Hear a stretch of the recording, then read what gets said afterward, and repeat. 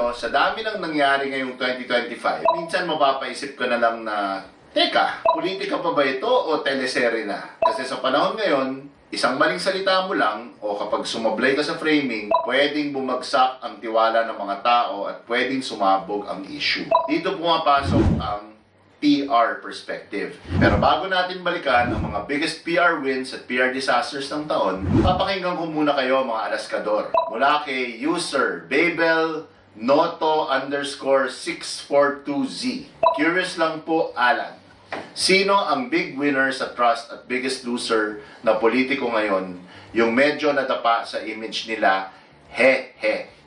Well, unfortunately, right now, the big loser for 2025, I would say, is the sitting administration. Ang mga na-expose ay ibang kaalyado ng administrasyon, mga DPWH officials, mga high-ranking officials ng administrasyon mismo.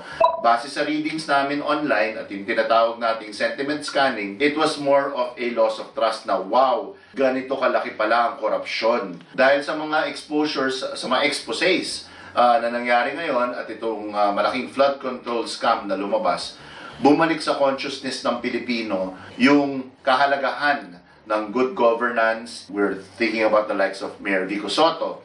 We're thinking about the likes of Mayor Joy Belmonte in Quezon City, so on and so forth. Mula naman kay Marivic G. Paano nyo po pinili ang PR? Sinusundan nyo po ba ang mga yapak ni Relly Herman o iba talaga ang trip mo? Si Relly Herman po, para sa hindi nakakaalam, ay ang aking ama. Siya po ang tinatawag na icon or inventor, originator ng political public relations sa bansa. Sometime in 2016, kinausap ako ng aking ama at sinabi sa akin, baka gusto mo namang itry ang kamay mo dito sa PR. Sinubukan ko po at medyo nakapagdala po ako ng aking quantitative skills in a very qualitative field. From Elora Apple, XK3. Yung mga PR ba, katulad din ng abogado na kahit mali na ang kliyente, ipagtatanggol pa rin? What is the biggest misconception in PR?